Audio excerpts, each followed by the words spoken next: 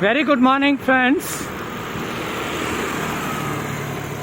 Cycle यात्रा शुरू हो चुकी है। आज एक इसका उद्देश्य भी है जो पर्यावरण को लेकर है। उसका खुलासा मैं बाद में करूंगा। पहले मैं उस बात पर आता हूं जो 2 दिन पहले मैंने कही थी कि धर्म और विज्ञान में अगर चुनना पड़े तो हम किसे चुनेंगे। मेरा झुकाव विज्ञान की ओर है, परंतु इसका अर्थ यह नहीं है कि विज्ञान परम सत्य है और धर्म में सत्य नहीं है। विज्ञान सत्य की खोज में अनवरत लगा रहता है। वह एक ही सत्य पर टिका नहीं रहता। धर्म सत्य पर टिका रहता है। बस प्रयास हमें यह करना होता है कि धर्म में से हम उस सत्य को ढूंढ निकालें।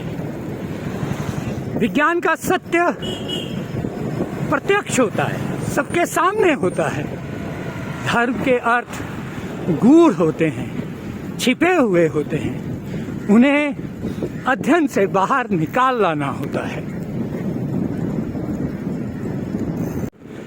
भारतीय मनीषा ने, भारतीय बुद्धि ने धर्म और विज्ञान के बीच बहुत महीन पारदर्शी रेखा खींची। आप धर्म से विज्ञान की ओर जा सकते हैं, विज्ञान से धर्म की ओर आ सकते हैं। पाश्चात्य दर्शन पद्धति में वह रेखा इतनी महीन और पारदर्शी नहीं है। वह तो एक अभेद्य दीवार है। वहां आप धर्म को लांघकर विज्ञान की ओर नहीं जा सकते। विज्ञान से धर्म की ओर लौटना पाश्चात्य दर्शन पद्धति में प्राय असंभव है। भारतीय दर्शन आपको वह अवसर देता है कि आप धर्म और विज्ञान दोनों को एक साथ जी सकें।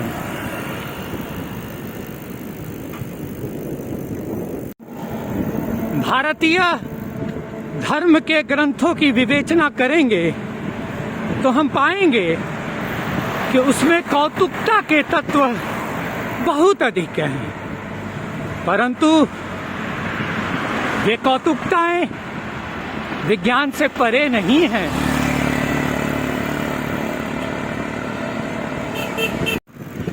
भारतीय दर्शन ने धर्म और विज्ञान के मध्य घालमेल नहीं किया। उनकी पृथक सत्ता बनाए रखते हुए भी प्रयास किया कि वे दोनों हमें मानवीय मूल्यों तक पहुंचाएं। तुलसी के मानस को पढ़ रहा था तो उसके सुंदर कांड सर्ग में एक प्रसंग ने ध्यान खींच लिया। हनुमान को आदेश हो गया है कि वे समुद्र को लांघकर लंका जाएं और सीता का पता लगाएं, परंतु कोई भी सफर बिना किसी कठिनाई के पूरा थोड़ा ही होता है। हनुमान के लिए भी एक संकट था और वह संकट समुद्र में ही था। वह संकट था सुरसा। तुलसी कहते हैं, जो जन भरी ते ही बदनु पसारा, कपि तनु किन्न दुगुन विस्तारा। 16 जोजन मुख ते ही थय हूँ, तुरत पवन सुत 32 भय हूँ। इन दो चौपाइयों ने मेरा ध्यान खींच लिया और मैं वहीं ठहर गया।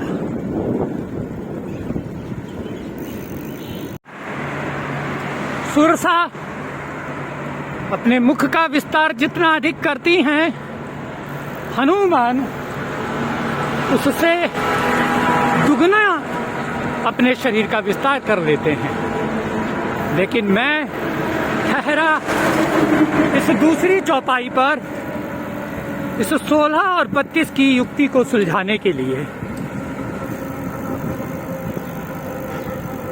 तुलसी ने आखिर 16 और 32 ही क्यों कहा होगा?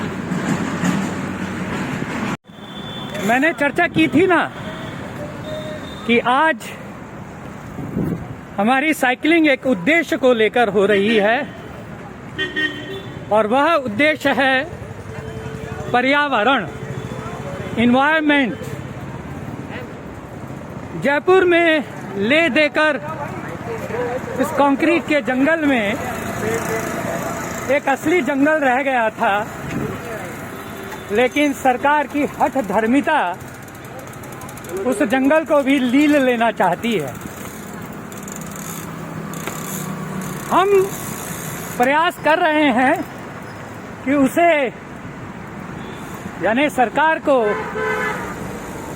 हम यह बता सकें कि जंगल हमारे लिए कितना जरूरी है।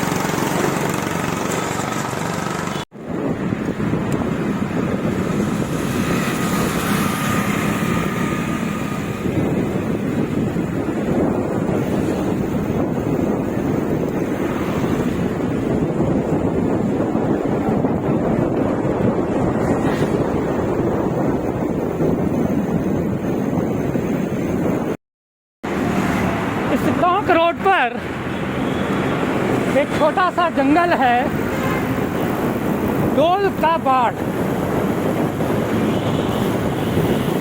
बस उसी जंगल को बचाने के लिए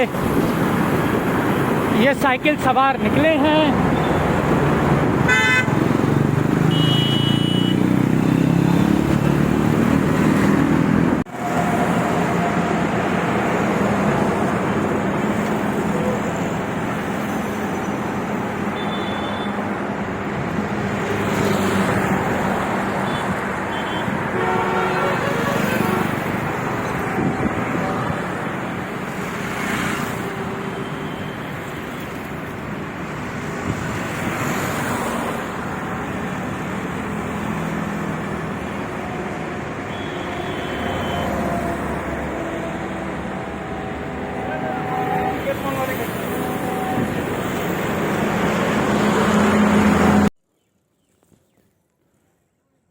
यह राजकीय संपत्ति है। उक्त भूमि में अनाधिकृत प्रवेश करने वाले व्यक्तियों के विरुद्ध उचित कानूनी कार्रवाई की जाएगी। प्रस्तावित फिनटेक पार्क तो गोया सरकार को एक जंगल के अलावा कोई और जगह मिली ही नहीं कि जहां वह पार्क बना सके। Fintech park. अब यह जंगल कितना घना है, कैसा है, यह तो इसके भीतर जाने से ही पता लगेगा। लेकिन प्रारंभिक दृश्यों के देखने से तो लग ही रहा है कि यह एक जंगल है।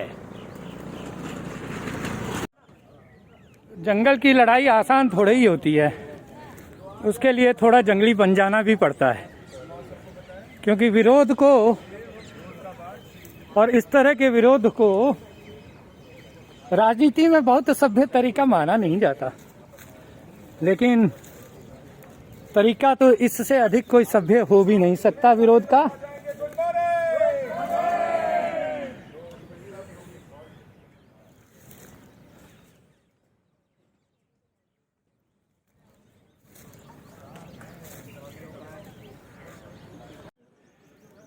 यह जंगल का दृश्य है। आगे ये लगभग 100 हेक्टेयर में फैला हुआ है और जो यह वृक्ष आपको दिखाई दे रहा है ना, इसे हम कहते हैं बंदर की रोटी। चिलबिल कहा जाता है और अन्य भाषाओं में और कुछ कहा जाता होगा।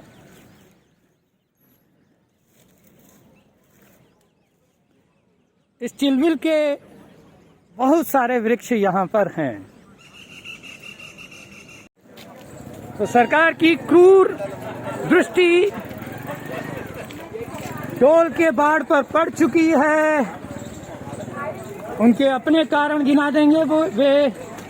उनसे अगर पूछा जाए कि आप क्यों नहीं इस प्रोजेक्ट को रद्द कर देते हैं, तो वो सैकड़ों कारण हमारे सामने ले आएंगे। उनके तर्क अपने हैं, लेकिन प्रकृति भला कब तर्कों को मानती है? प्रकृति का तर्क तो एक ही है कि प्रकृति बची रहे।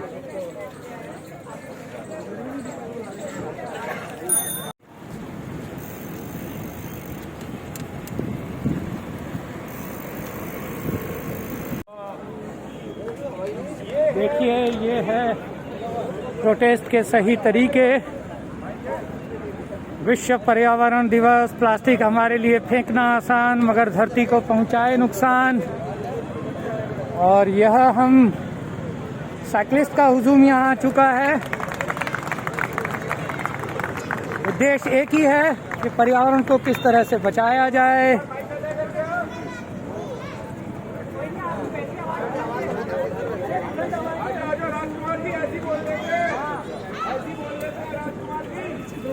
और ये मेरे परम मित्र हैं महेश शर्मा जी, और खुर्रम को ये जरूर पहचान पाएंगे। I am Khurram sir.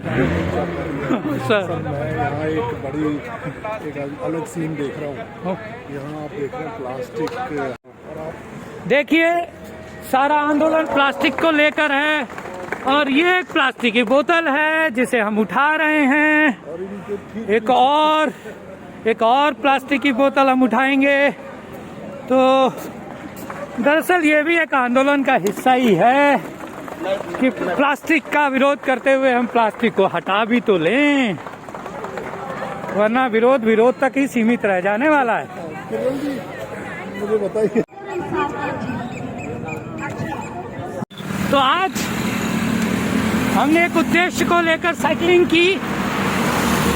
डोल का बाढ़ को बचाने के प्रयास के लिए ये यात्रा की गई थी, लेकिन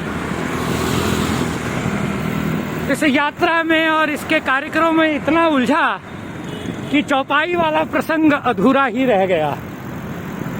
इसे पूरा करते हैं फिर किसी अगले व्लॉग में।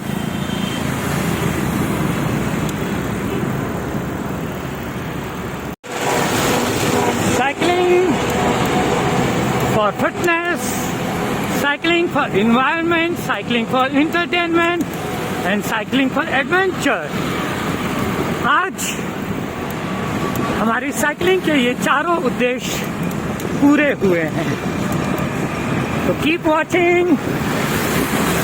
मिलते हैं अगली राइड पर। Till then, tata, good bye.